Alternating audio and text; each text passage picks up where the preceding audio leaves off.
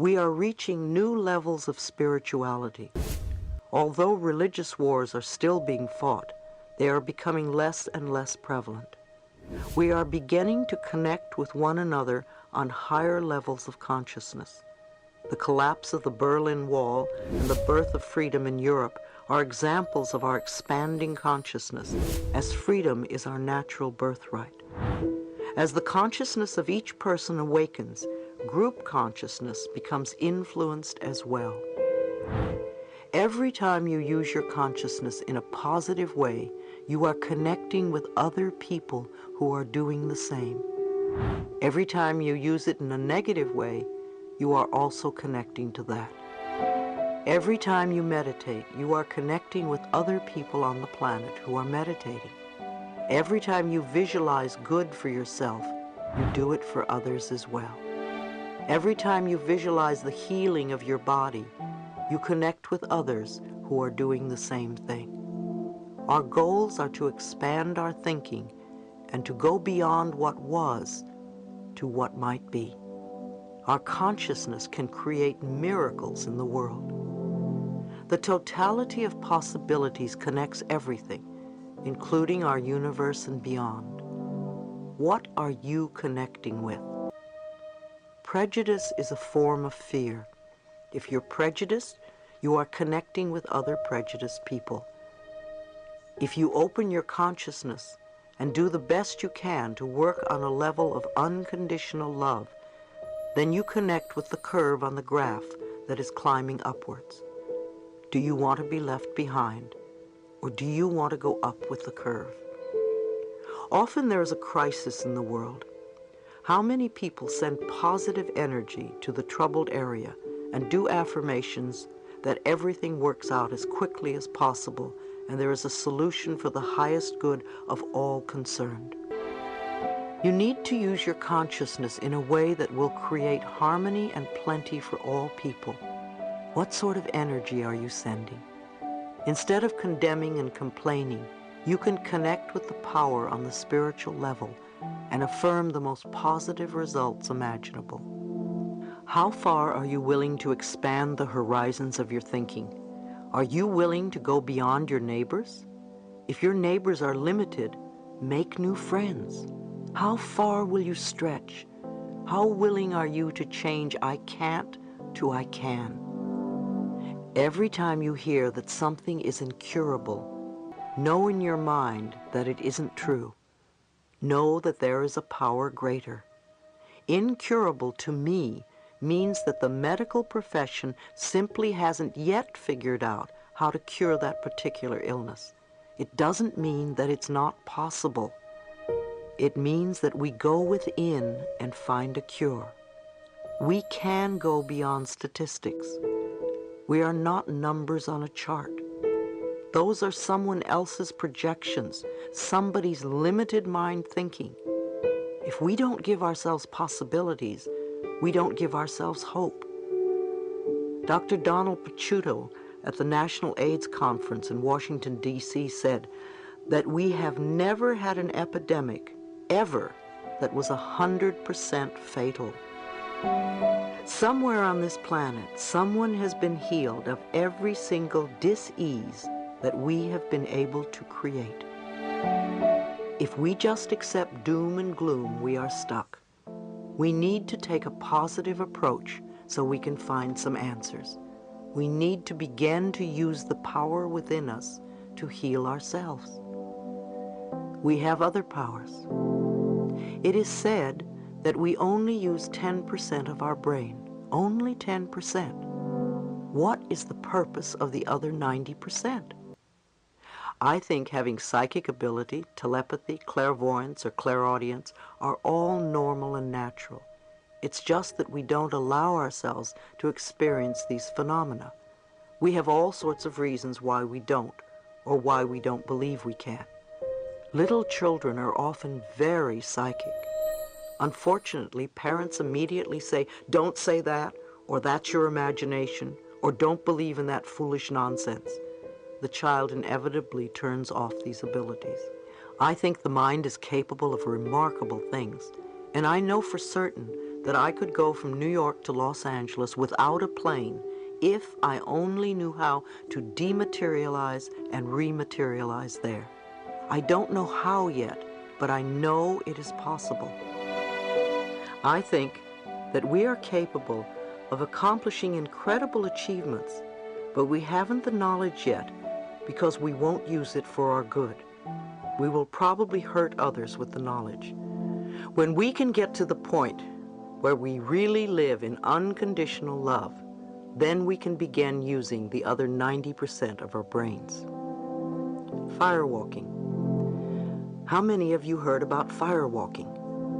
Whenever I ask this question at seminars, several hands always go up. And yet we all know that it is totally impossible to walk on hot coals, right?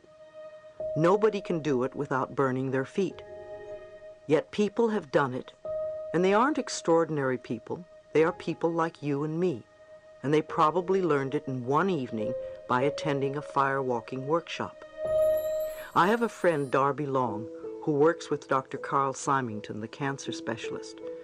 They do a week-long workshop for people with cancer, and during the week they have a firewalking demonstration. Darby has done it herself many times and has even carried people across the hot coals. I always think how incredible it must be for people with cancer to see and experience such a process. It probably blows a lot of people's minds. Their concepts about limitation would somehow be different afterwards. I believe Tony Robbins, the young man who started firewalking in this country, is here to do something really extraordinary on the planet. He studied NLP, neuro-linguistic programming, a process whereby he could observe someone's patterns of behavior and then repeat that person's responses and cues of behavior to achieve similar results. NLP is based on the hypnotic techniques of Milton Erickson, which were systematically observed and recorded by John Grindler and Richard Bandler.